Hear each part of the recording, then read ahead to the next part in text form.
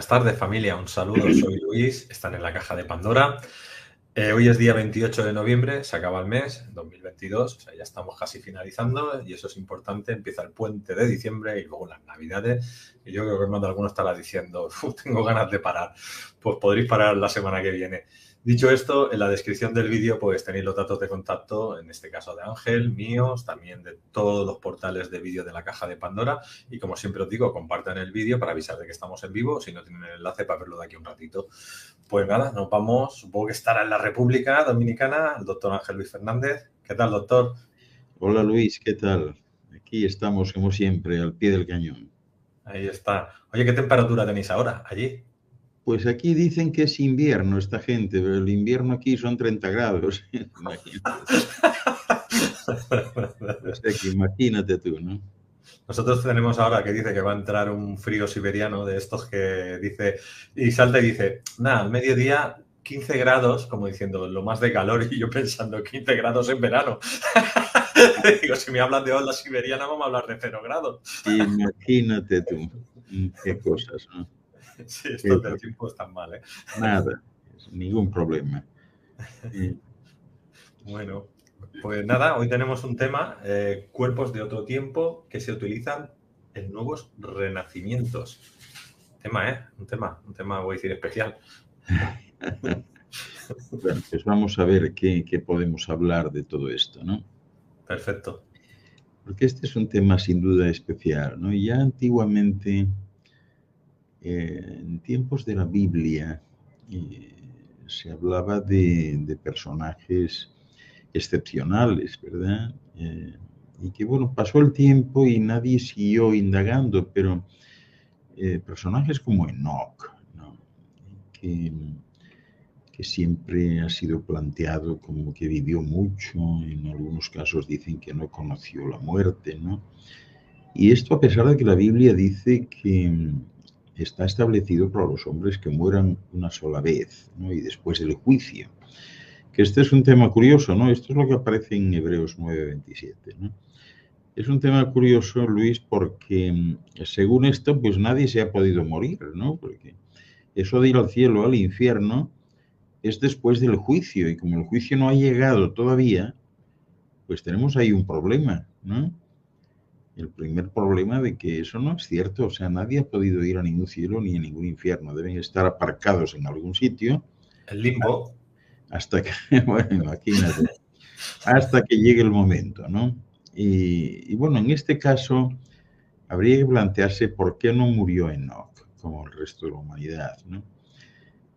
Sabemos, eso sí, que era un descendiente de Caín y que tuvo muchos descendientes también, ¿no? A Enoch pues le nació Irad, Irad, si no recuerdo mal, engendró a Mehujael, y este Mehujael a Metusael, y este último a Lamec, ¿no? Este es como si pudiéramos decir el linaje original, es decir, tendríamos que ir desde Adán, haciendo caso a la Biblia, ¿no? Que no es exactamente así, pero bueno, haciendo caso a ese linaje tendríamos a Adán, a Set, a Enos, a Cainán, a Mahalalel, a Jared y a Enoch. Y después seguiríamos con Matusalén, Lamec, Noé y Sem, Cam y Jefet, ¿no? Esto es lo que dicen ellos, ¿no? Pero la Biblia se refiere también de que después de que engendró a Matusalén, caminó Enoch por 300 años, dicen ellos, y tuvo muchos hijos, ¿no? E hijas. Y en otros casos dicen que solo engendró a Matusalén, o sea, no hay claridad en eso, ¿no? Pero sí se habló de que vivió muchos años, ¿no? Y luego, este es el punto principal de partida de esta disertación, y luego desapareció. Cuando en la antigüedad desaparecía alguien, siempre se referían a que era Dios el que se lo llevaba, ¿no? Es decir, que no moría aquí, se lo llevaban vivo a algún sitio, ¿no? Por lo que habría que que convenir de que nunca conoció la muerte ni murió, ¿verdad? Y bueno, ha habido algún otro caso en la antigüedad, ¿no? La Biblia se refiere también a los famosos arrebatamientos, ¿no? O sea, y menciona 6 o 7, ¿no? Este primero, el de Enoch, que desapareció, como digo, porque se lo llevaron, ¿no? Después está Elías, ¿no? Que aparece en Reyes 2:11, ¿no? Este Elías lo vinieron a buscar, o sea, no murió tampoco, ¿no? En un carro de fuego, tirado con caballos, ¿no? Y dicen que subió al cielo en un torbellino. Y tenía él un discípulo, Eliseo, que según narra esta publicación bíblica, pues dice que cuando lo llevaban, él gritaba, Padre mío, carro de Israel, y su gente a caballo. Para este Eliseo, pues lo que había venido a buscar a Elías, pues era un carro, ¿no? Pero era un carro medio descolocado, era un carro puesto de lado y entonces él, como era circular, entendía que solo estaba viendo una rueda, la otra rueda grande no la veía. Pero claro, como referencia, en aquel tiempo, pues para él era un carro, ¿no? Y se lo llevaron y nunca regresó, ¿no? Lo mismo sucedió con Jesús, o sea, que Jesús desaparece, ¿no? Y bueno, aunque los discípulos no se ponen de acuerdo, pero también desaparece después de resurgir, ¿no? En Hechos 8:39 también lo mismo sucede a Felipe, ¿no? Cuando se dice que el Espíritu del Señor arrebató a Felipe y un eunuco que había allí describe que nunca le vio más, ¿no? O sea que desapareció del mapa, ¿no? E incluso a Saulo de Tarso, a Pablo, ¿no? Pablo fue arrebatado, dicen ellos, hasta el tercer cielo, y allí pues escuchó, dijo palabras inefables que no puede expresar, ¿verdad? Y lo mismo Moisés también desapareció, ¿no? Moisés se fue al Sinaí y nunca más lo vieron, ¿no? Aunque realmente en la zona, en Jordania, hablan de la tumba de Moisés, pero bueno, es una cuestión turística fundamentalmente, ¿no? O sea que con esto quiero decir que en la antigüedad había muchos casos en los que no era fácil para ellos discernir qué sucedía, ¿verdad? Y cuando llegamos a este punto, uno empieza a preguntarse, dice uno, si estos sabios fueron llevados por alguna razón, volvieron aquí, ¿en qué cuerpos? ¿Cómo funcionaba esto? Fíjate, hace años en un programa que podéis buscar en el canal de 1 a 1 Televisión. En 1 a 1 Televisión hay un programa de A1 que se llama Contactados. Entrevisté a varios en ese programa y uno de ellos es una señora seria, formal, que me mereció a mí toda credibilidad porque estábamos hablando de ciertos aspectos, ¿verdad? De peculiaridades de la esfera y demás. Y ella me relataba con tanta fiabilidad que yo realmente entendí que era genuino lo que ella decía y que había tenido esa experiencia. Pues bien, esta señora, que era mayor, cuando se hizo aquella entrevista, ella me confirmó que iba a salir, que la iban a venir a buscar, e iba a salir de la esfera durante un periodo de 3 meses, ¿no?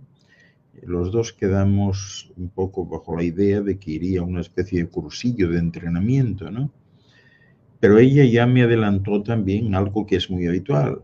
Ella me decía que iba a estar 3 meses allí pero que cuando regresase aquí sería 70 años después. Es decir, que los 3 meses en el mundo de destino equivalían aquí a 70 años y que ella regresaría 70 años después, pero con su cuerpo, con un nivel de envejecimiento de unos 3 meses aproximadamente, que es lo que iba a durar la estancia en el otro lugar. Ella ya había arreglado todo, había cerrado cuentas bancarias y todo. Tenía una hermana, se lo había dicho, ¿no? Y efectivamente, o sea, días después desapareció, ya no hubo forma de contactarla ni nada, así que por ahí debe estar en este cursillo de entrenamiento, ¿no? El tema de hoy trata de plantear a todos vosotros un hecho incontestable que se ha presentado siempre, que siempre existe y que tiene que ver con estos cuerpos, ¿no? Y que es lo siguiente: hay personas aquí, unas veces nacidas aquí y otras no, traídas, y otras veces pues mezclados, híbridos. Pero hay personas que tienen una misión que desarrollar aquí y que adoptan una conexión biológica y genética con un par de progenitores, padre-madre, y su esfera vital se introduce en ese primer óvulo fecundado por un espermatozoide y generan un cuerpo, ¿no?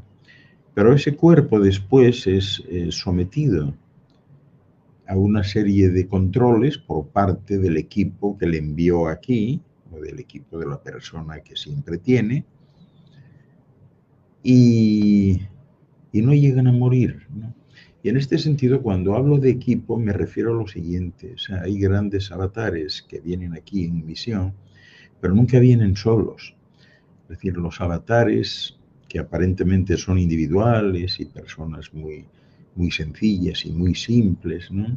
Y justamente la simplicidad, la sencillez y la humildad es lo que les confiere un mayor nivel de grandeza.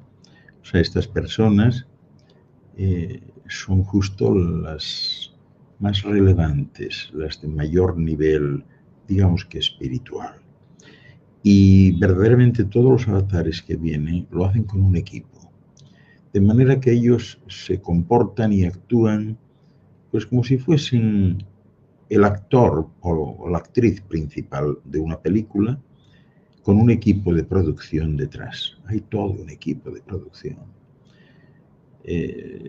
Sobre todo básicamente para asistir y para proporcionarle pues toda la información que necesite en un momento dado. No van a eliminar sus experiencias, pero están allí para lo que se pueda presentar. Y siempre están de manera no visible, pero están.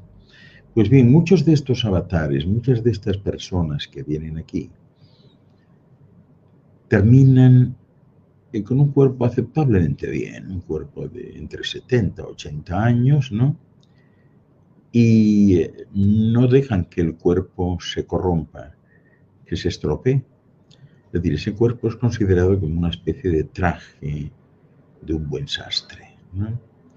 Y lo curioso del caso es que estos seres que tienen la información a través de su equipo, o de sus equipos, de ciertas áreas de la Tierra, ciertos lugares, unos en tierra firme, otros en el mar, donde pueden dejar sus cuerpos tranquilos un tiempo. Y de hecho lo hacen. Y cuando lo hacen, valga la redundancia, estos cuerpos se mantienen incólumes. Los cuerpos no envejecen. No son cuerpos que lleguen a estropearse, a deteriorarse, ¿no? Quedan en una especie de suspensión y los cuerpos quedan ahí. Sin embargo, la esfera vital sale de esos cuerpos y se va. Y eventualmente puede entrar en otro cuerpo. Es decir, esa esfera vital puede renacer con otro cuerpo distinto. Perdón. Puede renacer con otro cuerpo distinto. Y cuando lo hacen, están haciendo pues su cometido, toda la misión que tienen, el programa que tienen previsto, pero ocasionalmente y en momentos especiales donde ese cuerpo necesita descansar, en momentos de sueño, ¿verdad? O de reposo absoluto, la esfera vital puede salir de ese cuerpo y puede volver a reactivar el cuerpo que tuvo hace tiempo, cientos o miles de años, a veces millones de años. Y puede reactivarlo y puede hacer que ese cuerpo antiguo vuelva a funcionar para acometer algún complemento de su misión actual sin que sea reconocida. Y es curioso porque estos cuerpos mantienen todo exactamente igual a como estaban en origen. Es decir, alguien que dejó su cuerpo hace 300.000 años puede perfectamente recogerlo y con el aspecto que tenía hace 300.000 años, puede moverse con la información que tiene actualmente la esfera vital, puede moverse en el año 2022 y hacer cosas. Y este es el aspecto más representativo que hay de muchos avatares que funcionan así, van y vienen. Pueden renacer, pueden estar en un momento dado, haber renacido en 3 o 4 sitios distintos, en 3 o 4 astros diferentes, y pueden estar utilizando la misma esfera vital. La misma esfera vital, cuando deja de ser utilizada en un cuerpo, el cuerpo en cuestión queda pues, resguardado en un lugar y queda oculto a la vista de los demás. Queda inmerso en ciertas sustancias en un momento dado, en unos casos, en otros no. En otros son áreas especiales, con una atmósfera especial, con un tipo de gas especial, y ahí se mantiene y se puede mantener todo el tiempo. Es decir, estos cuerpos, tal y como están concebidos, hay tecnologías, entre comillas, biológicas que les pueden mantener así todo el tiempo. No es el objetivo de la creación de estos cuerpos la muerte. La muerte es tan solo una especie de enfermedad que afecta en un momento dado. Hay seres en otros lugares que duran cientos, miles, a veces millones de años. Y también mueren. Pero cuando mueren, la muerte es un acto voluntario, es un acto de cambio, de metamorfosis, que ellos mismos provocan, ¿no? Bueno, pues en este caso, justamente en ciertos nódulos que existen en la Tierra de energía cero, existen también refugios.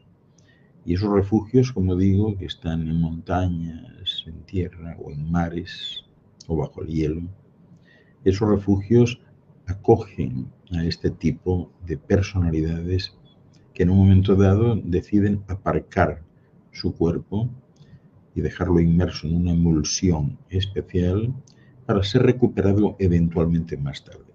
Cuando lo vuelven a recuperar y lo usan, tampoco siguen manteniendo pues esa dinámica que existe aquí de conducir el cuerpo a la muerte, ¿no? Lo usan durante un tiempo y lo vuelven a llevar al lugar donde tenían para que sea introducido en esa emulsión y el cuerpo vuelve a quedar ahí por épocas, por edades, por años, ¿no? Todo el tiempo. Hay casos puntuales más conocidos, como es el caso de los Melquisedec. Los Melquisedec, que son muy importantes en estos mundos porque son los que de alguna manera tienen distribuido el mundo en varias secciones, en concreto en 12 áreas, pero no son áreas geométricas, sino son áreas que se generan en base al nivel de población que tengan, ¿no? ellos son como los bomberos, ¿verdad? Cuando hay un problema en un área universal, en un sistema local como este, pues ellos se presentan como voluntarios, ¿no? Y bueno, siempre son de esta orden. Ellos tienen una capacidad especial para funcionar en casos de urgencias, ¿no? Y también en niveles divergentes del universo, ¿no? Pero ahí están siempre. Ellos no gobiernan, no controlan ni nada, solo son referencia, ¿no? Y vienen a este lugar como referencia. Esta orden ha estado activa aquí mucho tiempo, ¿no? Siempre ha habido y sigue habiendo un número de 12 que están en cooperación con los seres portadores de vida, ¿no? Y al final, pues son y constituyen un poco la referencia cósmica más elevada a nivel espiritual que hay en la esfera. Aunque también la mayoría de ellos, excepto en un par de casos que han tenido que adquirir cierto protagonismo público, los demás lo hacen en silencio y desde una discreción absoluta, ¿no? Hay casos bien documentados desde Adán y Eva, ¿no? Y han estado razonablemente bien identificados hasta los tiempos de Immanuel Micael como Jesús de Nazaret, ¿no? Y hoy por hoy, pues esto cobra una relevancia especial porque dos de estos Melquisedec han regresado justamente. Han regresado y lo han hecho a los cuerpos que tuvieron en su momento, o sea, y por eso me estoy refiriendo a ellos, ¿no? Lo más importante es quien fue conocido aquí como Maquiventa, ¿no? Maquiventa. Maquiventa, la primera vez que vino fue porque se había creado, ¿verdad?,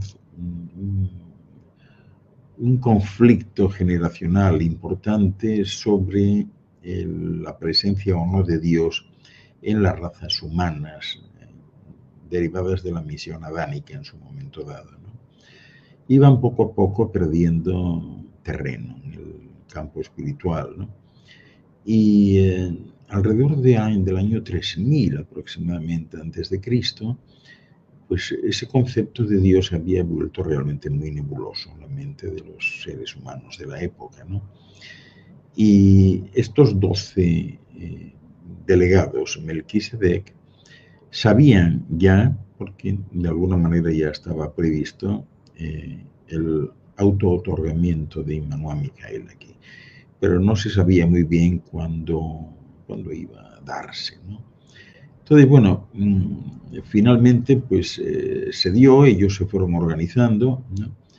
Y bueno, como consecuencia de haber sido abandonados a sus propios recursos, pues este ser, Maquiventa Melquisedec, que era uno de los 12 delegados planetarios, pues se ofreció un poco, también era el mayor, ¿no? Y se ofreció como voluntario para hacer una misión que se había hecho muy pocas veces antes en todo el universo local.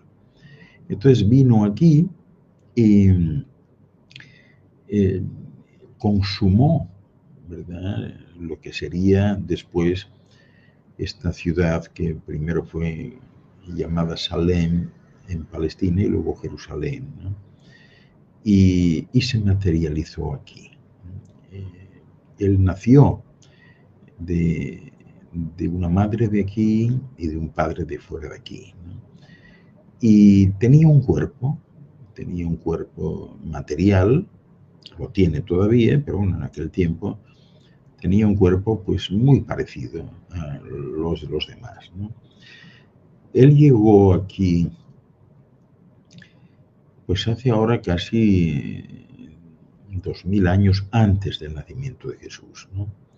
Se otorgó a estas razas y su advenimiento, como en la mayor parte de los casos, pues no fue espectacular ni de aparecer en ningún sitio, ¿no? Porque su materialización nunca fue presenciada por nadie, ¿no? La primera vez que él fue visto en su magnificencia, ya se presentó adulto, como adulto, ¿no? Y entró en la tierra de los andonitas, ¿no? Y allí un pastor caldeo de origen sumerio, precisamente de un nombre parecido, Amdon, se le presentó y simplemente pues el pastor quedó un poco desconcertado porque se encuentra con este hombre alto, algo más de un 80, ¿no?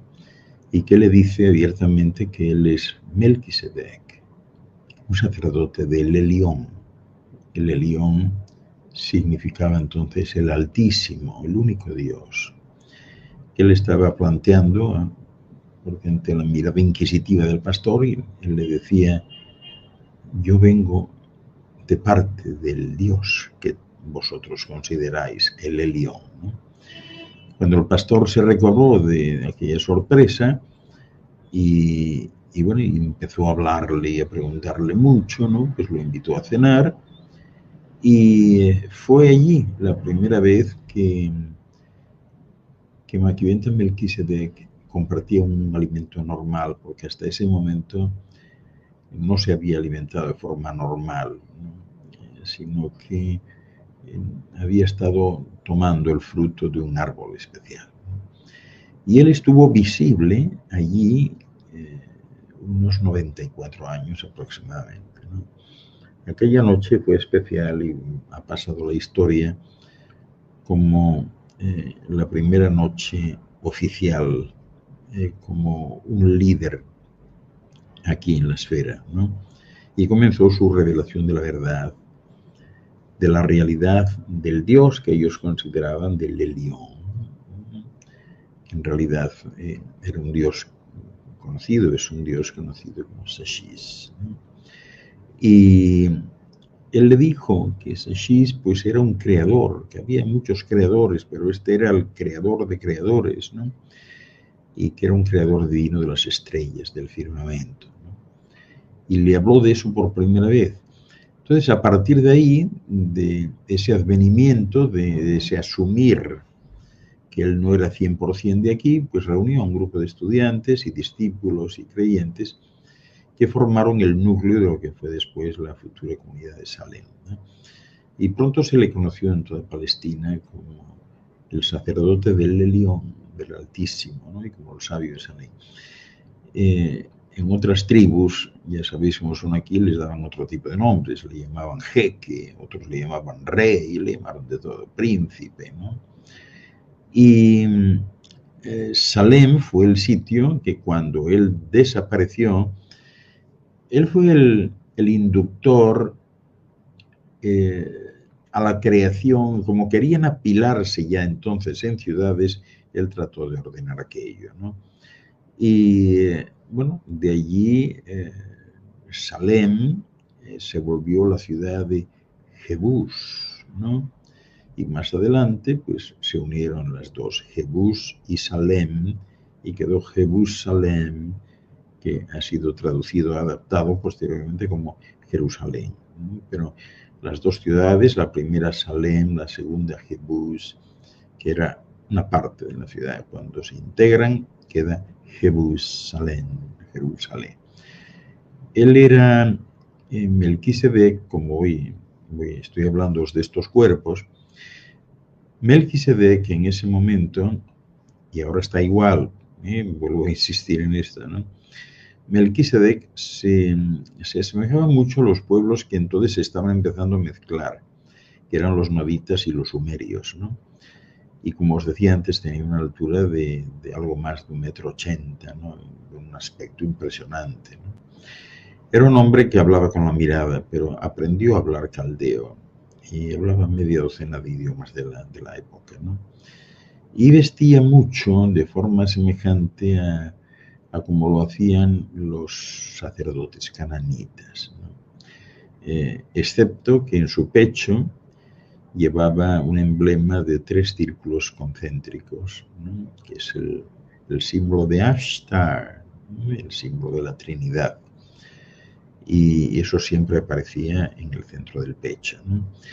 Y en el curso de aquellas intervenciones, de aquel ministerio, pues esa insignia de 3 círculos concéntricos se llegó a considerar algo sagrado, ¿no?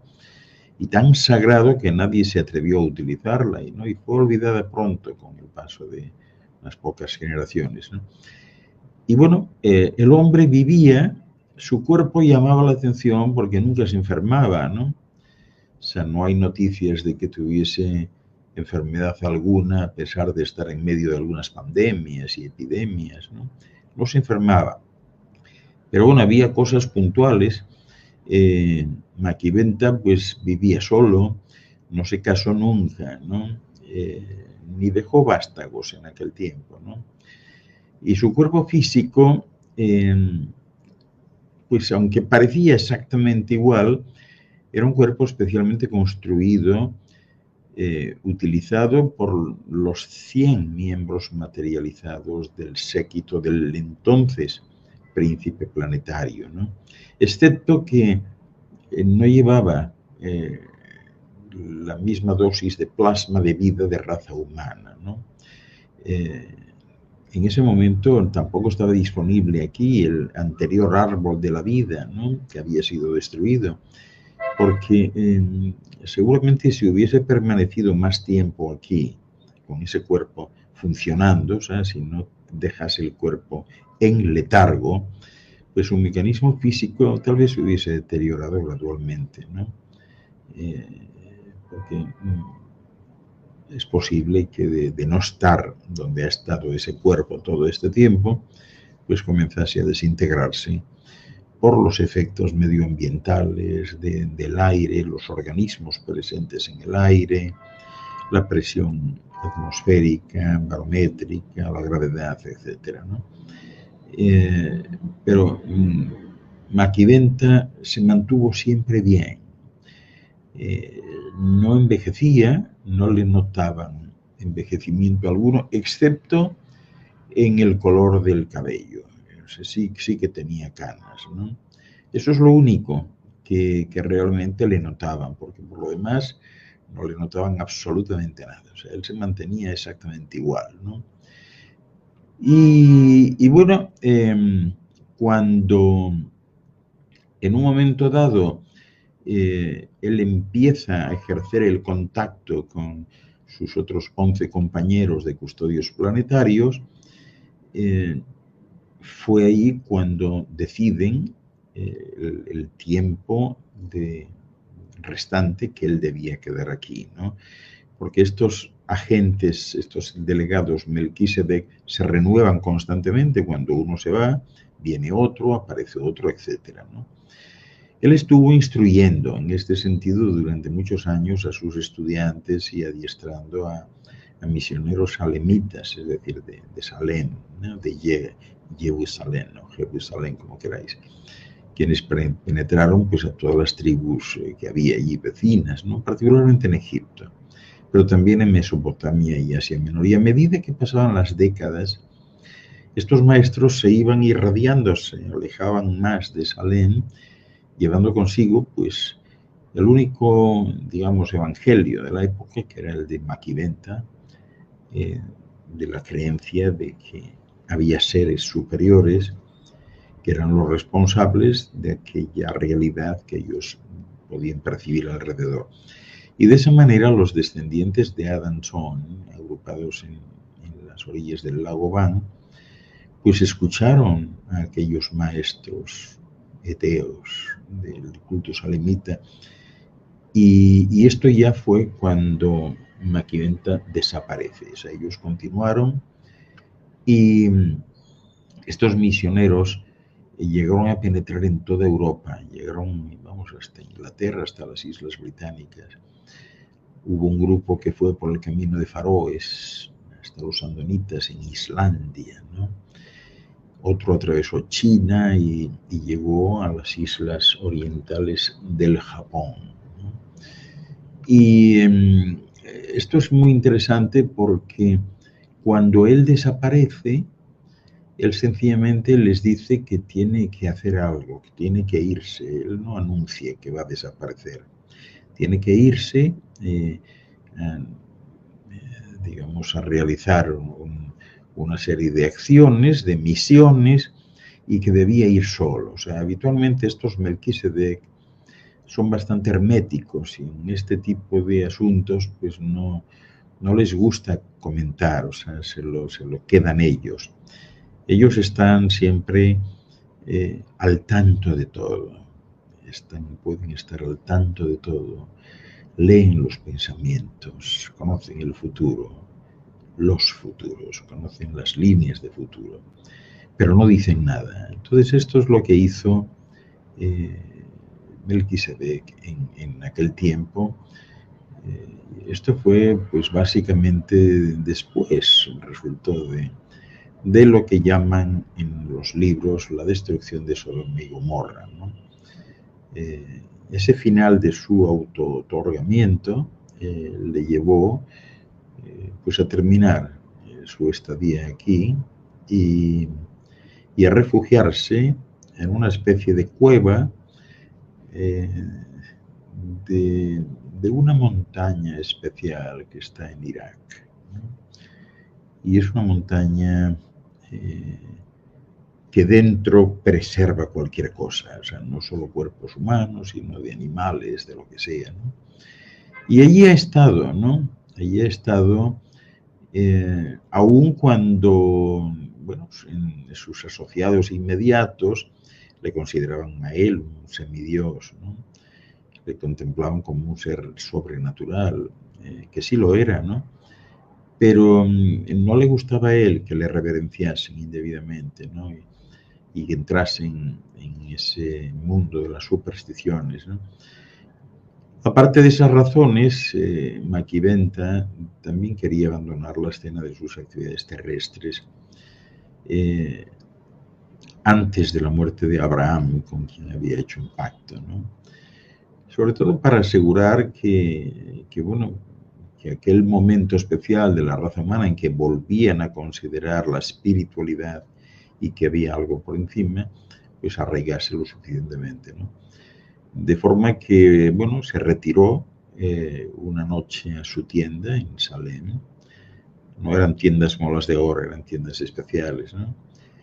Y ya les dijo que él iba a estar un tiempo fuera, dio las buenas noches y cuando fueron por la mañana a ver qué pasaba, ya él no estaba, ¿no?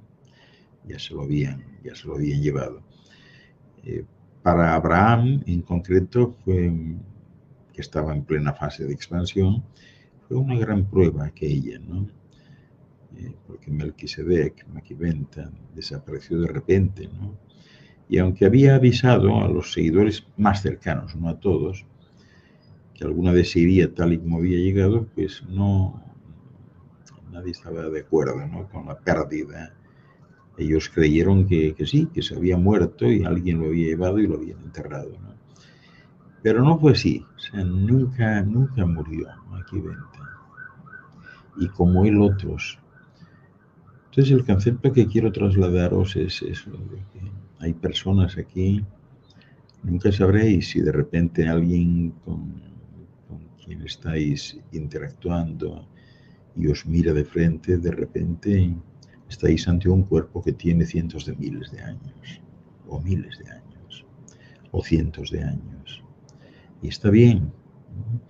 A veces ha habido avatares que dentro de su propio ambiente, para lograr algo, pues necesitaban de la conexión con un agente externo que ejerciese algún tipo de presión para que se muevan y que no pasase pues, lo que pasó en la Edad Media Europea, que duró tantísimo, no se movía una hoja, ¿no?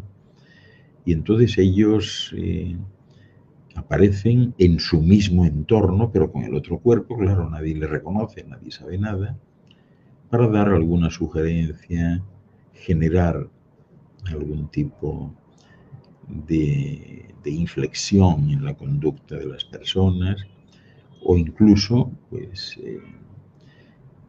para sugerir, ¿no? O para inspirar, algunos, ¿no? Este es un poco el concepto. Y de estos casos hay muchos. Yo os estoy contando del más relevante que ha habido aquí en esta esfera, y ha habido otro de parecidas circunstancias que fue la persona que en su momento dado apareció como Sócrates, ¿no? Pero que en origen es conocido como Aldan, ¿no? Y estos dos están de vuelta ahora, están de vuelta con los mismos cuerpos de entonces, el mismo aspecto, no han cambiado absolutamente nada. Los han recuperado, los han reactivado, funcionan perfectamente. Oye, Luis, yo estoy aquí enrollado como siempre y no sé si tenemos alguna pregunta o alguien quiere comentar algo. Sí, hay preguntas y sí, también es bueno comentar. Bueno, primero decirle a la gente que en aulaspandora.com, pues el domingo pues tuvimos otro de los talleres que se están dando y que podéis entrar en cualquier momento y lo podéis adquirir. De aquí a una semana os anunciaremos el próximo cuando tengamos ya todo montado. Y bueno, nada, antes quería comentarte, esto que dices tú de seres Melquisedec, no me sale nunca la palabra. Melquisedec. Sí, ¿es lo que los antiguos podrían llamar Nefelins o Anunnakis? ¿O eran humanos inmortales o humanos normales? No. Nephilim era un término genérico. Era un término genérico que daban aquellos que se suponía que venían del cielo, ¿no? Entonces ahí había pues definiciones para todos los gustos, ¿no? Por un lado, se hablaba de Nephilim como se hablaría hoy de extraterrestres, ¿no?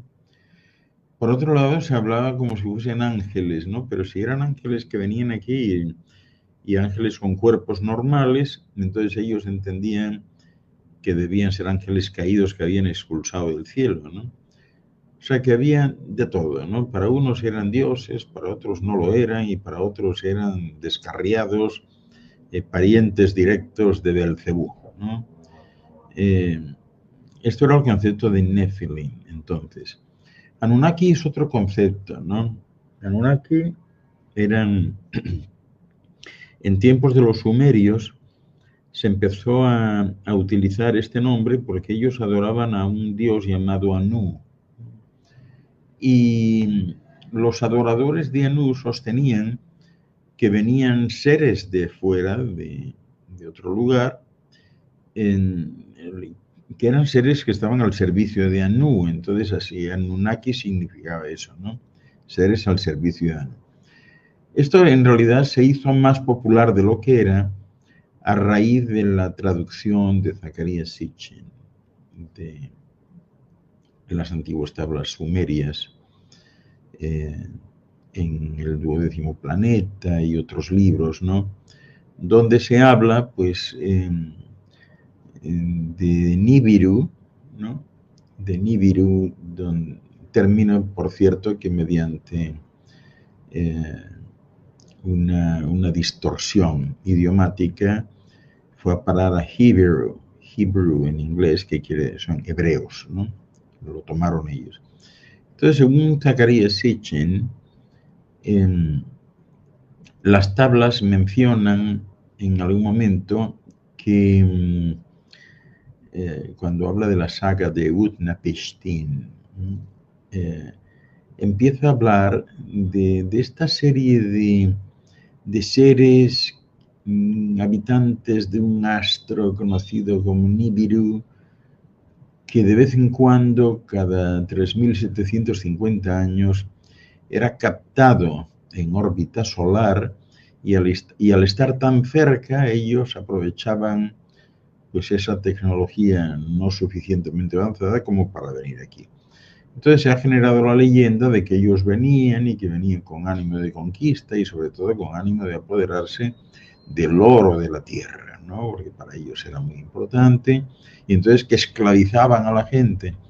Claro, son pocos los que se cuestionan esto y dicen, pero bueno, que unos seres más o menos avanzados para venir aquí realmente necesitarían, en caso de que quisiesen hacer eso, necesitarían esclavizar a alguien. no tendrán la suficiente fuerza mental para convencerles o para mandarles ciertas ideas en ese sentido, sin necesidad de raptar a nadie, ni esclavizar a nadie, ni de castigar a nadie. Entonces, no, los Melquisedec han existido, Luis, desde siempre, mucho antes de eso. Los Melquisedec llevan millones de años aquí y son los seres, son contrarios a todo líder político. Ellos son líderes de alguna manera, pero líderes espirituales en silencio, líderes espirituales invisibles.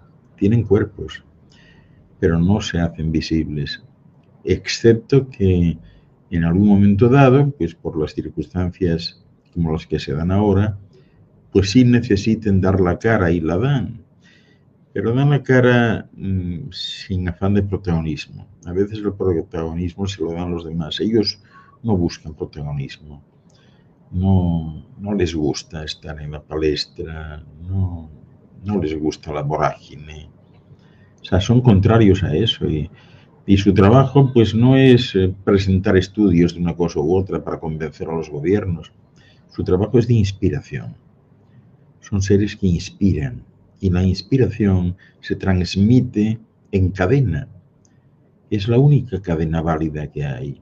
La inspiración va de unos a otros, o sea, ellos lo que hacen es empujar pues la primera ficha de dominó para que vayan cayendo las otras y lo hacen uno a uno. Por eso son personas desconocidas, son hombres y mujeres.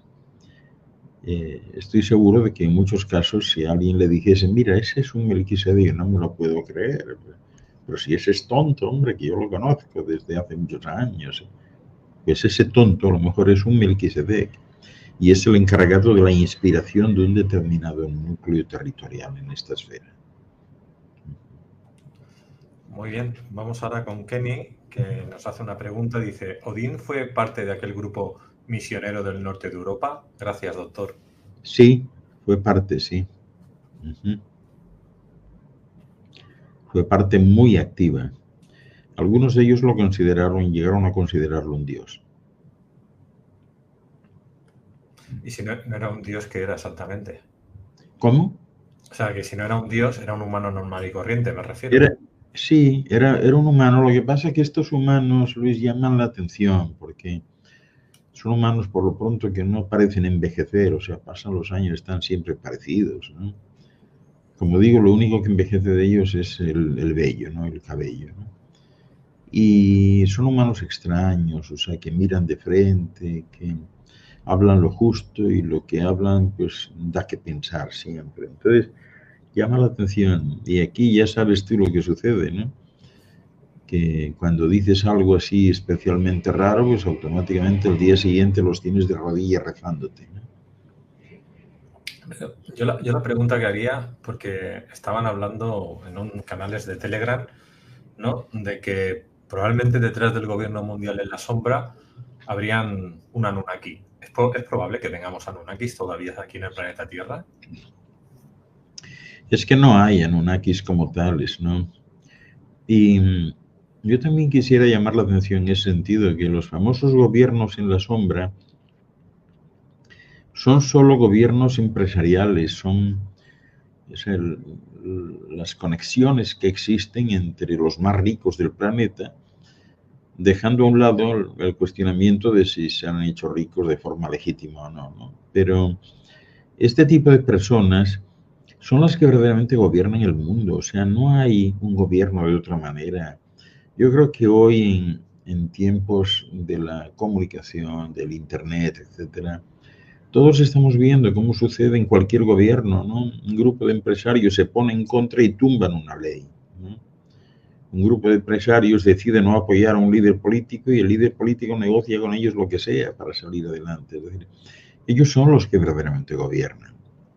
Los gobiernos no tienen razón de ser para nada, es decir, están a merced de aquellos a los que sirven, teniendo en cuenta que sirven a los que poseen el capital. Y hoy por hoy, pues yo creo que todo el mundo sabe, o sea, los grandes bancos del mundo no son públicos, son privados, ¿no? Aunque se llamen así banco de tal, con el nombre de un país o de una ciudad, son privados todos. Las compañías de petróleo son todas privadas. Los medios de comunicación social, las grandes agencias informativas son todas privadas. Eso quiere decir que el director de un medio, ¿no? No está sometido a unas elecciones legislativas. El director es el director porque es el dueño, compró las acciones. No hay forma de sacarle. Pero él sí puede sacar, porque puede dar orden en un momento dado, pues de que, en fin, de que entierren a un determinado líder o que ensalcen a otro. Los periódicos, los medios de comunicación no están sujetos a elecciones y son los verdaderos maestros e influencers del mundo en este momento, ¿no? Ellos son los que hacen y deshacen. Ellos deciden si algo está bien, si algo está mal, si algo es corrupto o si es incorrupto. Lo deciden ellos y no están sujetos a cambios. Nadie les puede echar porque la agencia informativa o el diario o el canal o la emisora de radio es de ellos, no les van a echar. Las grandes farmacéuticas son todas privadas, absolutamente privadas.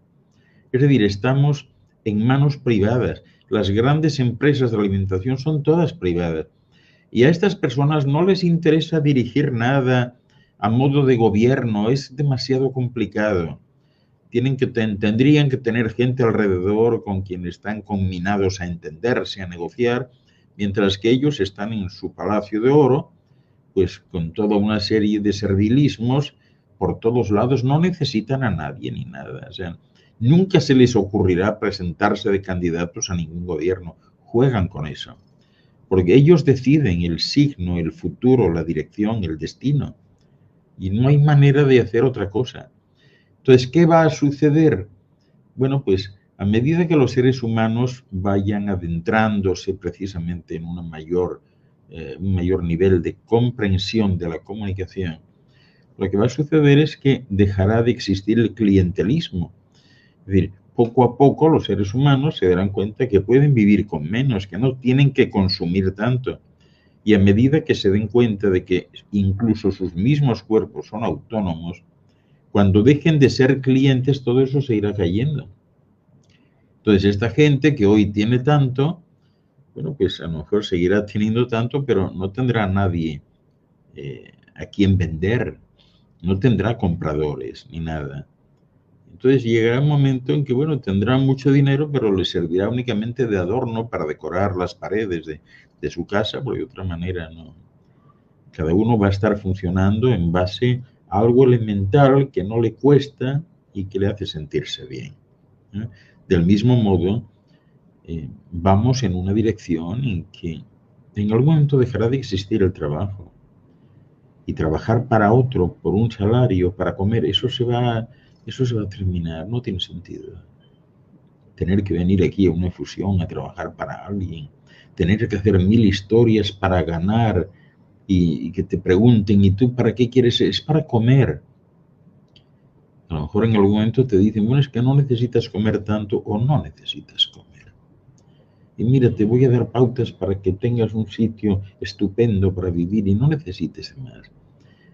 De manera que si trabajas para otros, lo vas a hacer por gusto, pero no por necesidad, no por obligación, que es lo que sucede ahora. Y vamos en esa dirección. La humanidad del futuro es así. Es una humanidad de fuera de las ciudades, ¿no? Donde poco a poco se insta un recorrido interior que te haga conocer qué puedes hacer tú, o sea, cuáles son tus posibilidades, cuáles tus valores, y que puedas utilizarlo. Porque si no, siempre estás a merced de alguien. Que si vienen estos, los otros, o que si atacan los Anunnaki, o que vienen los reptilianos, o que los otros, qué sé yo, o sea, vienen por ahí a hacerte la vida imposible, ¿no? Hasta que pierdes el miedo. Y cuando pierdes el miedo, pues no hay ni Illuminati, ni reptilianos, ni Anunnaki, ni nada semejante. Solo estás tú y la eternidad. Y la eternidad provee. Todo ser humano tiene lo suficiente. Ha sido equivocado este planteamiento. Tener que acumular unas fichas llamadas dinero. tener que depender de eso para relacionarte con unos o con otros, o para subsistir o sobrevivir, no tiene sentido. Y aquellos que son partidarios de que hay un Dios detrás, pues menos sentido tiene que un Dios te ponga aquí a pasar necesidades. Eso no va a seguir. No va a seguir, ¿no? Yo tengo como mínimo 3 preguntas. Te voy a hacer la primera. En mapas del 1470, que el otro día publiqué un mapa de estos, salen ciudades en África que duran, no sé, hasta el 1700, 1800, sale como si África estuviera poblada por cientos de ciudades que son ciudades gigantes y que hoy en día no se ven o no están. Claro, esto me llama mucho la atención. ¿Cómo que la humanidad de golpe y porrazo, lo que había en África ha desaparecido y no se ve? Bueno, es cierto eso, es cierto, y hay ciudades también submarinas, y hay ciudades en el Ártico y en el Antártico. Lo que sucede, Luis, es que la Tierra, o sea, eso no tiene realmente mayor significación. Estos planetas jóvenes, yo a veces cuando la gente se queja de que hay un terremoto y escapan, etcétera y demás, yo siempre les digo, eso es justamente la evidencia más relevante de que la Tierra es un astro joven y que está vivo. Lo vivo se mueve, lo inerte, lo muerto que llaman aquí, no se mueve. Entonces, que se mueva la Tierra es importantísimo. Este es un astro joven que está todavía creciendo. Y esto es importante porque no se suele hablar de ello. Los planetas crecen también, y al igual que los soles, primero crecen y luego encogen un poco, ¿no? Este de aquí, esta esfera, está en fase de crecimiento. Cuando crece la Tierra, el crecimiento se experimenta en las capas más exteriores, es decir, porque el núcleo no crece, ¿no? Pero en las capas más exteriores sí. La capa inmediatamente inferior a esta es una capa de magma ígneo, es decir, es como si la costra superficial estuviese flotando en magma ígneo, ¿no? Y de vez en cuando se producen esos movimientos telúricos, sísmicos, geotectónicos, que hacen que la corteza se resquebraje. Cuando la corteza se resquebraja, ese líquido, ese magma ígneo, roca fundida que hay por debajo, sale a la superficie y lo que se ha roto queda sellado, ¿no? Y el planeta ha crecido. Cuando se dan este tipo de situaciones, la corteza cambia, ¿no? Y puede cambiar en periodos relativamente cortos de tiempo, ¿no? África fue el primer continente habitado de esta esfera, y podemos decir que es de lo más antiguo, ¿no? Pero ha habido momentos en que estas energías, ¿verdad?, de tipo sísmico, geotectónico, etcétera, pues han hecho que se cambiasen cuestiones. Por ejemplo, cuando se habla de la Atlántida, ¿qué era la Atlántida? Fíjate, la Atlántida era un archipiélago de 1000 y pico islas que estaban en el norte y oeste de África, ¿no? En un momento dado, en ese tiempo, el Atlántico llegaba hasta Egipto, ¿no? Pero en un momento dado se produce pues una elevación del subsuelo, ¿verdad? Entonces se eleva el lecho de lo que hoy es el Sáhara, que entonces era el lecho marino, y empuja poco a poco, gradualmente, esa masa de agua hacia el oeste, sepultando pues con el tiempo. O sea, esto no fue como dijo Platón, que fue de una noche, no, o sea, fue con tiempo. Duró 75.000 años más o menos, ¿no? Y empezó a subir el lecho marino y se convirtió en lo que hoy es el Sáhara. El agua se movió hacia el oeste, anegó muchas islas y dejó otras.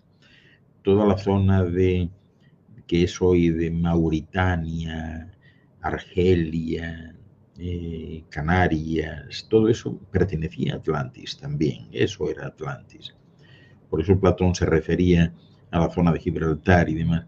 Y entonces eso significa que los lechos, lo que parece estar en suelo firme, en un momento dado se hunde o se eleva Y luego las tormentas de arena, etcétera, hacen el resto. Claro que había ciudades. Y hay ciudades también en Sudamérica, en las selvas, en áreas que son selvas hoy, pero que no lo eran entonces. Entonces, estas personas que vivían allí, pues poco a poco comienzan un éxodo, ¿no? Por ejemplo, en Sudamérica, en la zona que alguien bautizó como Tierra de Lemuria, que no era exactamente el nombre que tenían, pero pues era una especie de lengua que iba prácticamente desde el sur de Chile hasta Alaska, ¿no? Cuando el mar empieza a negar esa parte, esos seres se mueven hacia el este y empiezan a colonizar lo que hoy es América del Sur, ¿no? O sea, siempre ha sido así. Así que la respuesta es que sí, que hay ciudades de ese tipo y más que irán apareciendo, sí. Bueno, hay dos preguntas más de la gente, pero quiero terminar las mías. Las voy a hacer las dos en una. Una, ¿hubo humanos habitando en algún momento lo que sería el Polo Sur, la Antártida, que no me salía el nombre? ¿Y qué hay debajo de la Antártida? Es decir, si vamos a encontrar alguna civilización o cualquier cosa. Sí, hubo humanos que vivían allí, debajo de la Antártida, o sea, cuando estén en mejores condiciones, descubrieran un mundo tropical. Aquello fue tropical en algún tiempo. Y todo eso pues se ha ido cubriendo, pero bueno, las señales están allí, ¿no? Semillas, o sea, antiguos troncos de árboles, etcétera. Sí, encontrarán ciudades allí también. Hoy han encontrado cosas y están especulando que si son extraterrestres, no sé qué y tal. Pero sí, encontrarán ciudades enteras, completas.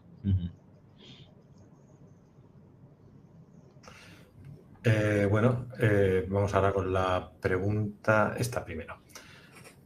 ¿Ese sistema ideal de servicios para cuándo? Nos dice Atenquera. No te entiendo bien. Sí, hemos estado hablando de un sistema, vamos a decir, más ideal, ¿no? De servicio sí, para el ser humano, claro.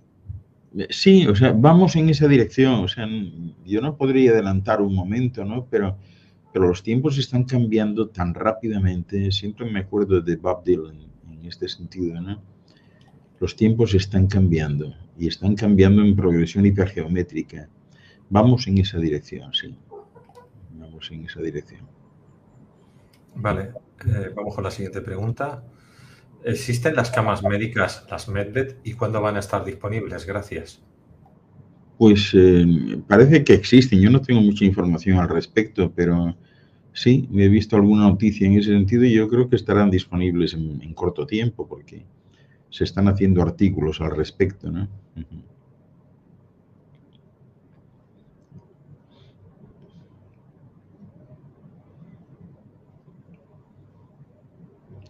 ¿Sí? A ver, tenemos, no sé si me estáis escuchando, ¿no? Sí, he cortado yo el audio y lo he vuelto a dar. Dice, en sus programas de A1 Televisión, La huella de los dioses da una información diferente a su manera propia de pensar, expresada hace un momento, acerca del pasado de la humanidad y los dioses, o falsos dioses. No, en el programa, en mi programa de A1, en todos los temas, esos programas son un compendio histórico-antropológico. Entonces, de los 4 bloques del programa, los 3 primeros bloques yo hago un inventario de lo que se conoce, de lo que se dice, de lo que se cree. Y es en el último bloque donde yo, digamos, hago el colofón y doy mi opinión personal, ¿no? Es ese bloque, si se quiere saber qué es lo que opino al respecto, es el último bloque, no los 3 anteriores, ¿no? Vale, ahora estaríamos en esta pregunta. Martín Bravo dice, ¿los polos se moverán entonces? ¿De dónde están hasta hoy? Se han ido moviendo, ¿no? Y es curioso porque fíjate cómo son estos astros. En realidad son astros blandos. Fíjate, es la primera vez que yo llego a esta conclusión. Son astros blandos porque la Tierra en sí tiene más forma de mandarina que de naranja, ¿no? Pero con el tiempo y el desplazamiento, esa forma ocupa otras áreas. Entonces sí, es cierto eso, o sea que los polos estarán en otro lugar. No los polos magnéticos, que eso se está moviendo constantemente. Los polos de verdad, los polos norte-sur, Se mueven también, pero después de mucho tiempo, sí. Vale, pues preguntas ahora mismo no han entrado más. Si quieres lo dejamos aquí. O algo que quieras comentar antes de irnos. Bueno, actividades, lo que quieras. Sí, bueno, básicamente lo que quería era llamar vuestra atención en esta charla sobre ese sentido, que la muerte no es lo que muchos pueden considerar, ¿no? Desde el momento en que una esfera vital puede salir de tu cuerpo cuando lo tienes en reposo, cuando estás descansando, y puede activar otra cosa. Es decir, tu esfera vital puede irse, puede ir en busca de ese cuerpo que dejó en otro tiempo para animarlo una vez más y utilizarlo para lo que sea, lo cual siempre es muy útil porque nadie te va a reconocer. O sea, nadie de los que vivían en aquella época, nadie te va a reconocer. Y tú vas a poder integrarte en el mundo actual, hacer cualquier cosa, cualquier misión, volver a dejar el cuerpo donde lo tenías, en ese sentido, o permitirle que muera, que se desintegre y ocupar otro cuerpo. Es decir, esta posibilidad es algo que debéis empezar a considerar por lo menos mentalmente, ¿no? Las esferas vitales a veces tienen repuestos, ¿no? Es como si la esfera vital tuviese un armario con varios trajes y usa uno de ellos en esta situación y usa otro en otra situación distinta, ¿no? Pero esto es un hecho, y que hay lugares en la Tierra de preservación. En estos lugares son justamente, también son como los Melquisedec, son 12 lugares que hay en la Tierra y son de energía cero. Cuando decimos de energía cero, no hay ninguna energía más que la que tú propiamente integres. No hay energías del planeta, del mundo en esos sitios. O sea, en esas esferas, por lo que entiendo, o sea, lo que es como una especie de algo energético que impide que la energía externa entre y ahí hay un vacío total y entonces tú generas, vamos a decir, una ciudad con tus generadores de energía libre, lo que tú necesites, ¿no? Es exactamente igual que el ojo de un huracán, Luis. O sea, mira las fuerzas, las energías que hay por fuera, pero en el ojo del huracán no se mueve una hoja, ¿no? Y eso es lo que se busca, justamente, un ojo del huracán energético en la Tierra. Y estos nódulos especiales son especialmente útiles, ¿no? Porque a veces la Tierra, o sea, nada es impecable, ¿no? En las órbitas alrededor del Sol, y a veces hay riesgos de salirse ligeramente de la órbita. Entonces, en esos tres movimientos de un planeta como este, el de rotación, traslación y el de bamboleo, pues a veces se te escapa un poco y hay que corregirlo. Y eso es lo que hacen desde aquí el grupo de Melquisedec, auspiciados por Ashtar, que es el programa de mantenimiento de la esfera.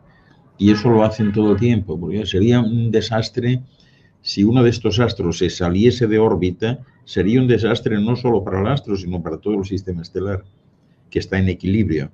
Es cierto que está en un equilibrio inestable, como dicen los físicos, pero está en equilibrio.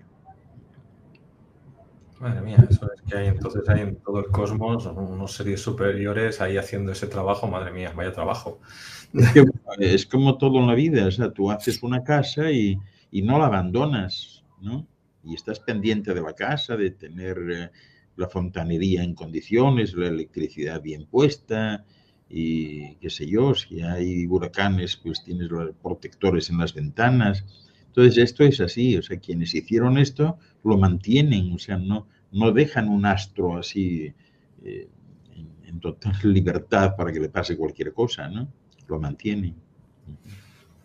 Y luego han entrado más preguntas ahora y nos dice Carla, dice, ¿es posible salir en astral y al sentir un poco de miedo volver rapidísimo? Gracias.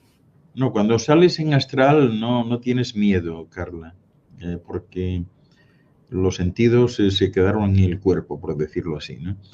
Pero lo que sí puede suceder, o sea, el astral sigue en conexión con el cuerpo físico. Entonces, cuando se sale y el cuerpo físico experimenta algún tipo de reacción frente a algún estímulo, decir, imagínate que estás en astral y de repente en el cuerpo físico pues se ha colado una abeja en tu habitación y te está picando en la nariz. Entonces reaccionas inmediatamente. Entonces tu conformación astral regresa de repente a tu cuerpo y lo hace con taquicardia. En vez de hacerlo suave, gradual, eso provoca una taquicardia. Entonces tú te despiertas súbitamente o te sientes no muy bien, pero es por eso, ¿no? Es por eso. Por eso las salidas en astral, desde el centro de luz, esto lo vamos a hacer en cubículos cilíndricos especiales, precisamente para evitar eso, ¿no? Para evitar pues la extorsión de un insecto o el que tienes al lado que empieza a roncar y hace que vuelvas de repente también y te sientas mal. O sea, esa es la razón. Esther te pregunta si el planeta Tierra es como un huevo. No, es como una mandarina. Ahora, no sé si te refieres al huevo, si te refieres a que tiene capas, pues sí, entonces sí, sería como una especie de huevo. Pero también el sistema estelar es como una especie de huevo. Hay capas concéntricas. Y aparte de capas concéntricas energéticas, hay capas concéntricas dimensionales. Es decir, que ocupando el mismo espacio del planeta Tierra, hay otras dimensiones integradas. Cambias la frecuencia y accedes a esas dimensiones. Están todas aquí. Pero en la conformación física, sí, pudiera ser como un huevo donde la parte dura que es esta sería la yema y las otras capas superpuestas concéntricas cada vez más elusivas, pues serían algo así como la clara, ¿no? El citoplasma de la célula, y al final una burbuja que la recubre. Todo esto tiene una burbuja siempre al final. Es decir, lo mismo la tiene la Tierra, que la Luna, que el sistema estelar en su conjunto, que la galaxia en su conjunto. Todo está terminado en una burbuja y esa burbuja, pues sí, sería como la cáscara del huevo.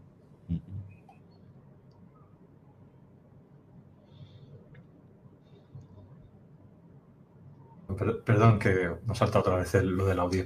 ¿Esos lugares de cero de energía se producen o ya existen? Martín Brown. Existen.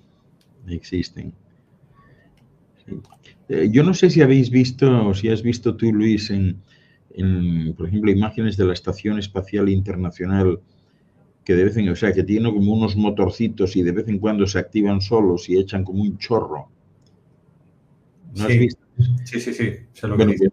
sí, pues eso es algo parecido a eso. Esos motorcitos son estabilizadores. Cuando se salen del nivel en el que ellos están, se produce una corrección, se activan solos y corrigen. En la Tierra sucede igual con estos nódulos de energía cero. Y Martín también dice, me ha pasado 2 veces regresar y tener taquicardias. ¿Será por eso? Sí, es por eso, sí. Por eso cuando uno quiere, lo mejor para salir en astral y tener este tipo de experiencias es sin duda irse a una cueva donde no se oye nada, total tranquilidad y allí pues vas a poder hacer turismo por donde quieras, ¿no? Pero si estás en la casa, siempre va a suceder eso, es decir, tú estás fuera y de repente, pues, qué sé yo, una sirena de la policía, de la ambulancia o los bomberos, un grito en la calle, un ruido repentino o un insecto que te está pues, atacando en un momento dado y hace que regreses inmediatamente, claro. Esta pregunta te la hago yo, pero es referente a lo que pregunta mucho la gente últimamente, ¿no? Si en este 2023 va a haber contacto real extraterrestre oficial. Oficial no lo va a haber nunca, Luis. Es que en realidad, a ver cómo puedo yo decir esto. Pues esto es como el que pregunta, es como si yo preguntase a alguien, oye, ¿está lejos la República Dominicana? Y que alguien me diga, pero ¿cómo que sí está lejos? O sea, tú ya estás en República Dominicana. Ah, no me digas, no me había enterado, ¿no?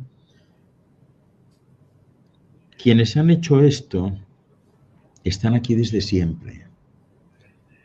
Los famosos extraterrestres a los que os referís muchas veces están aquí desde antes que estas civilizaciones, porque esta es su obra. Algunos están, no voy a decir que disfrazados de humanos, porque son humanos, ¿no? Pero tienen una ascendencia de afuera. Yo no sé si te refieres pues, a que venga alguien a aterrizar con una estructura delante del Pentágono, una cosa así, o sea, no, eso no se va a dar. Eso no se va a dar nunca porque, tal y como están las cosas ahora, eso generaría un montón de problemas. Es decir, si aterriza una estructura frente a la Casa Blanca, pues automáticamente el Kremlin va a tomar eso pues como una agresión, como un pacto que han hecho con los extraterrestres para atacarlos a ellos. Eso es imposible que suceda, no se va a dar, ni el año que viene ni ninguno, ¿no? Ahora que la gente está más preparada y por tanto hay más avistamientos, eso sí, pero los avistamientos no es que haya más avistamientos, es que la frecuencia ha subido y ahora te permite ver ciertas cosas que antes no veías, porque la frecuencia ha subido. O sea, tú vas ahora a cualquier supermercado y hay libros de autoayuda, de espiritualidad, etcétera, aparte de las librerías, ¿no? En el Internet constantemente estás bombardeado. Entonces, sube la frecuencia. Si sube la frecuencia, se amplifican los sentidos. Por ejemplo, en términos de visión, pues en el espectro que perciben tus ojos ahora se adentra ya un poco en el infrarrojo y también se adentra en la franja de luz ultravioleta. Y eso significa que ahora de repente estás viendo más de lo que veías antes. Antes siempre estaba igual, siempre han estado ahí y demás, pero no se veía porque, bueno, pues tus ojos no lo permitían, ¿no? Pero ahora cada vez va a ser más y se van a ir viendo muchas cosas, ¿no? Eso es lo que trata de demostrar de alguna manera esa sincronicidad del 11-11. Siempre hubo 11-11, pero no te dabas cuenta. Ahora cuando te das cuenta de qué casualidad, claro, es casualidad una vez, dos veces, cuando lo ves constantemente, eso ya no es casualidad. Significa que yo me estoy elevando, que estoy percibiendo mejor, y no solo el 11-11, sino todo lo demás, y con todos los sentidos. Aquí hablamos de la vista, pero hueles más, hay frecuencias olfativas que captas mejor, que antes no captabas, sabores que captas mejor, antes no te daba exactamente igual, sonidos, quiero decir, antes, pues qué sé yo, bajabas como mucho a 100 hercios, ¿no? Y ahora resulta que bajas hasta 10. Y antes llegabas a 10.000, 12.000 hercios y ahora llegas hasta 15, ¿no? Entonces, eso es lo que sucede, pero es debido a la frecuencia, no al hecho de que ahora vengan más ellos que venían antes, no. Tú estás en mejores condiciones. O vamos a decirlo así, tienes unas mejores gafas para ver, ¿no? Pero siempre han estado. Siempre han estado. Vamos por otra pregunta. Canarias Atlante dice, ¿las zonas volcánicas son geoindicadores de las posibles presencias de nódulos energéticos? No, realmente no. No lo son. Porque hay nódulos energéticos en zonas que no tienen un volcán en miles de kilómetros. No son. Sí, es que ahí se ven entrar siempre, en los volcanes se ven entrar siempre los ovnis que Sí, desaparecen metiéndose sí, dentro. no, sí, pero se ven un poco, no en todos los volcanes, o sea, se ven volcanes cercanos a ciudades, ¿no? A núcleos residenciales, ¿no? Porque siempre hay una inspiración de alguien, es decir, por ejemplo, el Popocatépetl en México, que está al lado de Puebla, ¿no? Y Puebla es un pedazo de ciudad impresionante. Si hubiese un problema, a Puebla le pasaría como a Pompeya y Herculano, ¿no? En Italia, o sea, no quedaría nada, ¿no? Entonces, bueno, siempre hay amiguetes de afuera que entran a ver si la cosa es grave o no es grave, ¿no? Básicamente es eso. Porque si llega a ser grave, no faltaría una inspiración generalizada de decir, salid de la ciudad ahora, que esto se va a convertir en una especie de Sodoma y Gomorra. Y esa es la razón, o sea, no hay otra. Ahora que has dicho Sodoma y Gomorra, ¿dónde se encontraban? Pues en la zona de Irak. Perfecto. Ahora Juan Alberto nos pregunta, dice, pero si están aquí, ¿por qué se permite que haya dominio de los oscuros en la humanidad y no buscan equilibrio? Bueno, Alberto, es que eso de los oscuros y de los claros depende de para quién. O sea, es como todo el mundo tiene sus gustos, ¿no? Lo que puede ser oscuro para mí, a lo mejor resulta que para ti es claro, ¿no? No hay un concepto generalizado. Esto sucede, es lo mismo que con la justicia, o sea, no hay un canon de justicia universal que aparezca aquí. Es decir, lo que es justo en Estados Unidos es profundamente injusto en Irán, ¿no? Y lo que es aceptado como canon estético de máxima belleza en Japón, pues en Argentina es horroroso, ¿no? O sea, no hay un criterio en ese sentido, ¿no? Aquí el único dominio que hay no es de claros ni oscuros, ¿no? El dominio es de lo que los americanos llamarían el white collar, o sea, los de cuello blanco con corbata, no los de blue collar, no los de cuello azul, que son los empleados, ¿no? Lo que hablábamos antes, ¿eh? Los que tienen, por la razón que sea, tienen el dominio de la empresa porque poseen al menos el 51% de esa empresa, eso les permite decidir. Y la decisión, pues en este sentido, pues implica un control y controlan, pero eso no, o sea, yo creo que es importante empezar a escapar pues de esa dualidad, ¿no? Esto es blanco y esto es negro, ¿no? Es que en el medio hay una gama infinita de colores, ¿no? Esto es bueno, esto es malo. Porque la siguiente pregunta sería, ¿para quién? Esto es bello, esto es feo. ¿Para quién? Porque a lo mejor lo que a ti te parece bellísimo, y yo lo veo y digo, no me pongo yo esto ni en estado de máxima ebriaguez. Tenéis que ir perdiendo el miedo a esas cosas, ¿no? De buenos, malos, batallas, de competir todo el tiempo, o sea, hay que ir en otra dirección. O sea, ¿por qué razón unos tienen que ganar y otros tienen que perder? No habrá manera de arbitrar, de organizar esto de manera que ganen todos. Entre comillas, lo de ganar, que bueno, para mí no tiene importancia alguna, particularmente. Una pregunta de estas raras que te quiero hacer yo. Me voy a extender un poco, ¿vale?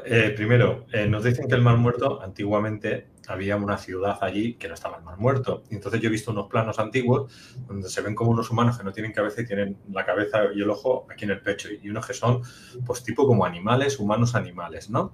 Y luego, hace poco dijeron que habían tirado unas bombas, no sé de qué tipo, pero que habían destruido esas ruinas que quedaban en el Mar Muerto, porque como el Mar Muerto se está secando, está como volviendo a florecer esa humanidad antigua, ¿no?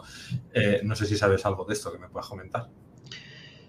Bueno, yo lo primero que te diría es que mares muertos hay muchos en la esfera. O sea, no, el más famoso es ese, pero hay otros. Hay mares que efectivamente, precisamente por esos movimientos a los que me refería antes, pues de repente un mar pues queda aislado del resto del mar, se convierte en una especie de lago y si tiene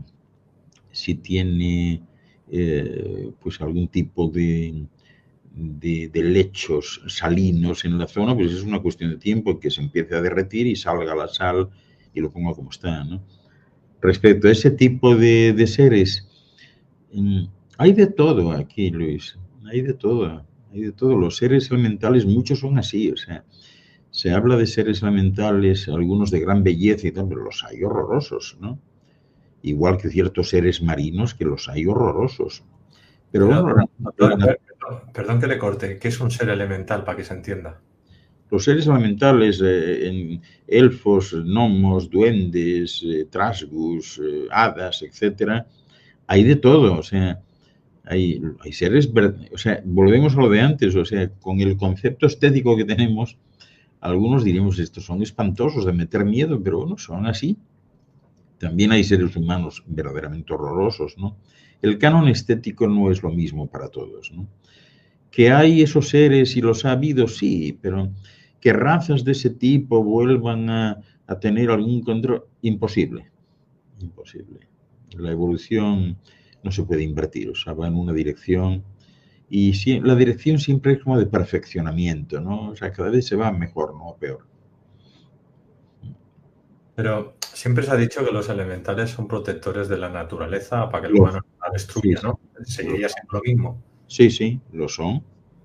Ellos se encargan de ciertas partes, pero es que dentro de los elementales hay todo un mundo, ¿no? Porque eh, podríamos hablar, creo que incluso en una ocasión lo hablamos aquí. Hay seres elementales que navegan por el mar de tus ojos. Hay seres muy pequeños, hay seres humanos iguales a nosotros que usan como astro nuestro cuerpo. O sea, este cuerpo tiene de ese tipo de seres, eh, pues más que células. O sea, estos cuerpos tienen microorganismos, en donde incluyo a este tipo de seres, son más microorganismos que células tiene el cuerpo, ¿no? O sea, que estos están en todas partes. Lo mismo cuando se habla de extraterrestres, se habla de extraterrestres iguales a nosotros, más o menos más altos o más bajos, pero hay que hablar de los que hay que mirarlos con microscopio, hay que hablar de los que hay que mirar con lupa, hay que mirar de los que miden solamente pues una cuarta y se esconden en los bosques porque si ellos presienten que vienen los grandullones, saben que pueden morir, pues le pones la bota encima de uno y los trapallas ahí completamente, ¿no? Hay de todo, Luis, de todo, de todo. Y efectivamente se encargan pues del cuidado de la naturaleza, que es algo de lo que también deberíamos encargarnos nosotros, ¿no? Deberíamos estar trabajando en conjunto, ¿no? Con ellos. Pero no, o sea, mucha gente pues no va a la naturaleza casi en una vida entera, ¿no? Si hicieses una encuesta por ahí de alguien, oye, ¿usted cuándo fue la última vez que estuvo en una naturaleza virgen, sin cables de la luz, aviones que pasen, un río? No sé? Y te dirá, pues yo no recuerdo, bueno, creo que fue hace 70 años que me llevaron las monjitas del colegio. O sea, hay gente que no ha ido y eso significa estar completamente divorciados del resto de los hermanos que tenemos aquí, que son los animales, los vegetales, los minerales, los cristales, ¿no? Por aquí nos pregunta Siblar, dice, ¿es que están en una dimensión no física? ¿Puede ser? No, no, están en una dimensión, están en este espectro dimensional. Ahora, si tu pregunta es, en otros espectros ligeramente inferiores o superiores a nivel frecuencial, ¿existen? También existen.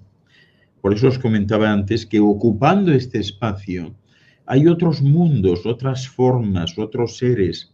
Están aquí también, en el mismo sitio que nosotros, ocupando el mismo espacio. Claro, si os preguntáis cómo el mismo espacio si estoy yo, es que tú estás formada por átomos, moléculas, etcétera, y la distancia de un átomo a otro es infinita. O sea, vosotros daros cuenta que un átomo normal, si lo trajésemos a la palestra ahora mismo y el átomo fuese del tamaño de una pelota de tenis, el primer electrón habría que situarlo a 50 kilómetros de aquí. O sea, en ese espacio intermedio cabe todo. Todo está intermezclado, interconectado y en el mismo sitio. En el mismo sitio. Esto es como un receptor de radio. O sea, tú tienes la 97.2, que es música de salsa, pero te mueves a la 97.3 y es música clásica. Y está en el mismo sitio, solo ha cambiado la frecuencia. Tú cambias tu frecuencia y ves otras cosas. Si tienes amigos o amigas que vibren con estas cuestiones, seguro que alguno habrá oído alguna vez o le pasa que está en el salón de su casa y de repente está viendo otra cosa que está allí, que es otro paisaje distinto y siempre es el mismo paisaje. Bueno, pues esta persona de alguna manera está adentrándose en un umbral superpuesto a este y está en ese umbral viendo las dos cosas, la de aquí y la de el siguiente tramo dimensional. Pues mira, justamente eso era lo que yo te iba a preguntar ahora. Las personas que están viendo diferentes realidades, ¿no? Porque según los místicos, las culturas antiguas decían que habían 3 para arriba y 3 para abajo y nosotros en medio, ¿no? Precisamente Sí. cuando le dicen es que eres esquizofrénico, y me refiero que tiene la glándula pineal activa, más de lo normal, ¿no? Y la pituitaria, se refiere a eso, que puede ver diferentes realidades que los demás no pueden ver. Pero esto sería más porque esa persona es como más inteligente o No, es por enfermedad o por qué. no, no, no. Además, la inteligencia no cuenta nada aquí. No, no, ni inteligencia ni enfermedad. Simplemente vibras más alto. Y la vibración más alta, pues viene siempre definida por eso. Son personas más lentas, más relajadas, hablan más despacio, miran de frente. O sea, eso es lo que confiere una elevación de frecuencia. Y la elevación de frecuencia tiene una implicación inmediata que es la amplificación sensorial. O sea, todos los sentidos de este cuerpo se amplifican, se vuelven más potentes, ¿no? Y entonces el de la vista, en concreto, también, igual que todos los demás, y empiezas a ver realmente otra realidad aquí. Eso significa que tú te estás acercando a una barrera, a un límite de 13.3 hercios de frecuencia basal, ¿no? Si lo sobrepasas, se produce lo que algunos llamarían un salto cuántico dimensional, es decir, tu cuerpo deja de pertenecer a esta dimensión y se integra en la siguiente. ¿Por qué? Porque los espacios intermoleculares e interatómicos se han expandido por la frecuencia en la que estás sin perder la fuerza de cohesión. Es decir, lo que aquí parece sólido, de repente, pues es invisible, se separan los átomos y las moléculas un poco, pero sigue siendo sólido en la siguiente dimensión. Y ese es el salto cuántico. Y hay personas, de hecho, estamos ahora en un momento en que esto empieza a ser algo habitual. Las personas que protagonizan un salto cuántico, desaparecen. Es decir, si tú tuvieses a alguien, una tía o alguien que está así, esa persona sabe que está sujeta a ese salto cuántico porque cada vez ve mejor el otro plano dimensional que está superpuesto a este, ¿no? Hay personas aquí, Luis, que conscientes de esto, a veces tienen que densificarse porque están pues realizando una determinada misión y saben que podrían desaparecer por este medio, entonces, bueno, se aborta la misión. Y entonces, para densificarse, bueno, pues lo que hacen es, se enfadan con alguien, insultan, se emborrachan o gritan, o qué sé yo, o sea, se salen de la norma, ¿no? Y entonces vuelven a bajar un poquito, ¿no? Pero si estás en ese límite, el riesgo de desaparecer, y si te adentras en la siguiente dimensión, no hay vuelta atrás, ¿no? Entonces eso existe, está pasando con bastante habitualidad últimamente. Juan Alberto dice, pero hay principios básicos de convivencia y hay conductas dañinas como la pedofilia y abusos a los seres humanos al tomarlos como esclavos y sacar el adenocromo. Claro que hay conductas nocivas, pero bueno, también en física se habla del principio de la entropía, que es justamente el principio del desorden, del caos, etcétera. Solo que el desorden y el caos son necesarios para garantizar después el equilibrio.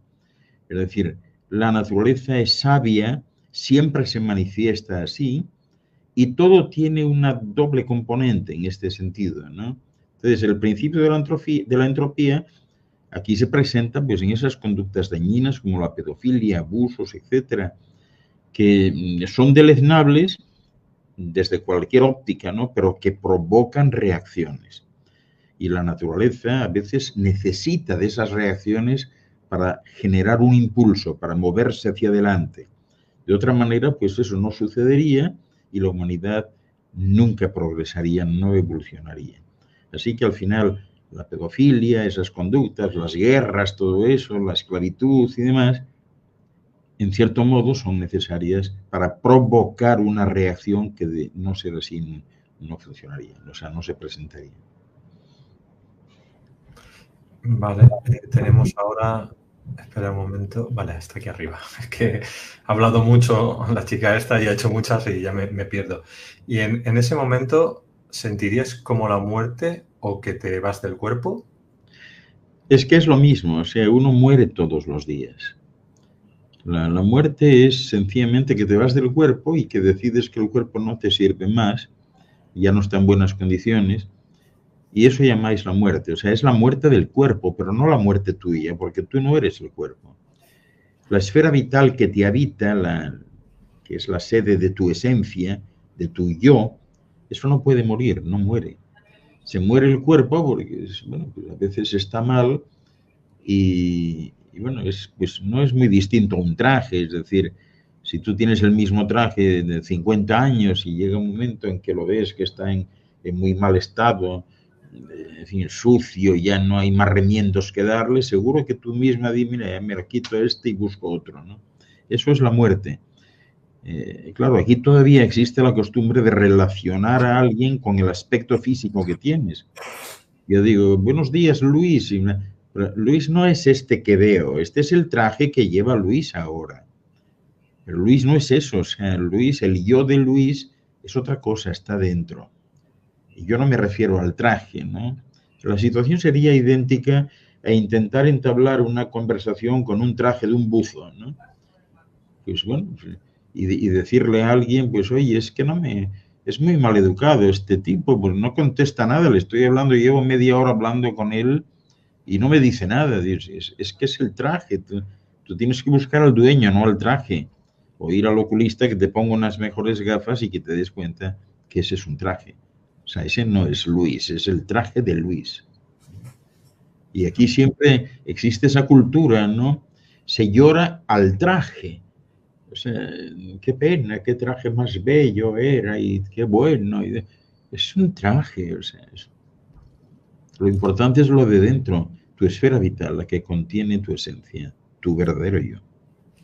Dice ella, dice, me refería a algo rollo parálisis del sueño. Yo lo cogí un trauma al dormir por 2 veces y que me pasó. Y luego dice, al alma diríamos. Bueno, al alma, como dices tú, no le pasa nada, ¿no? Sí, o sea, el problema de la parálisis del sueño existe, ¿no? Pero existe en la medida en que no estés abierta a posibilidades, ¿no? Hay casos muy significativos de personas, matrimonios, por ejemplo, que llega un ser de visita y como no se imaginan, no saben qué puede ser, sobreviene esa parálisis del sueño, entre comillas, porque a veces no estás ni dormido siquiera, y esa señora con el marido al lado no puede ni mover un brazo para llamarle y decir, oye, que tengo miedo, que acabo de ver a uno que viene por aquí que me ha saludado desde lejos, ¿no? Entonces, bueno, al final todo está relacionado con el miedo, ¿no? Por aquí también nos preguntaba la diferencia entre dimensión es igual a densidad. No. O sea, densidad es... la densidad tiene que ver con la concentración, o sea, la concentración de algo. La dimensión tiene que ver con la vibración, ¿no? Es distinto.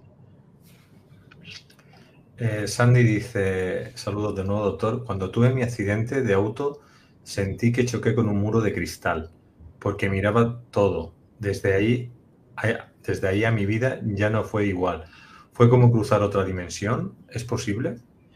En cierto modo sí, o sea, cuando sucede esto, bueno, obviamente tú has tenido una experiencia cercana a la muerte, es decir, te has muerto un tiempo, te has muerto y entonces eso sucede, entras efectivamente en otra dimensión, en esa dimensión es una dimensión atemporal, o sea, no funciona el tiempo, entonces todo es simultáneo, de manera que en eso que tú te parece que era como un cristal, pues ahí ves toda tu vida, todo lo que ha sucedido, pero todo a la vez. O sea, no es secuencial. No va desde niña, adolescente, no, o sea, es todo a la vez. Lo ves todo a la vez. Y entonces, bueno, pues ahí se produce un momento de decisión posterior de si quieres ya quedarte en ese estado o quieres regresar, ¿no? Y es tu voluntad la que decide eso. Vale, pues por aquí nos dan las gracias y ahora sí que sí, ya no hay más preguntas. Entonces, doctor, para despedirte, lo que quieras. Si quieres decir alguna actividad, alguna cosa que tengas, tus libros, lo que... Pues Bueno, lo que se me ocurre deciros es que la Fundación tiene el día 17 de diciembre un maratón de 24 horas de transmisión ininterrumpida, donde hay ponencias de todo tipo, subastas. Es muy entretenido. Empieza en la noche del 17 al 18, que es un sábado, y termina en la noche del 18 al 19, que es la noche del domingo al lunes, ¿no? Ojalá podáis asistir. Vais a verlo en nuestras páginas. Todo esto podéis encontrarlo siempre en la página de fundacion1a1.org y en los canales de 1 a 1. Solo tenéis que poner 1 a 1 y aparecen varios canales que son los nuestros. El 1 a 1 live, ¿no? O el 1 a 1 global, o 1 a 1 programas especiales. Y ahí nos vais a encontrar con información de este tipo, ¿no? Y lógicamente en el resto de páginas, en Facebook, ahí me encontraréis como Ángel Luis Fernández o Ángel Luis Ceferino Fernández, pues de IGEWE. Como aparece ahí mi página web, es de IGEWE. Hay una página desde IGEWE de la Luz con muchísimo material de este tipo. Nosotros producimos no menos de 2 documentales por semana y están todos publicados ahí. Hay cientos de documentales hablando de estos temas. Es de IGEWE de la Luz. Ese es el canal de YouTube donde encontraréis todos estos documentales.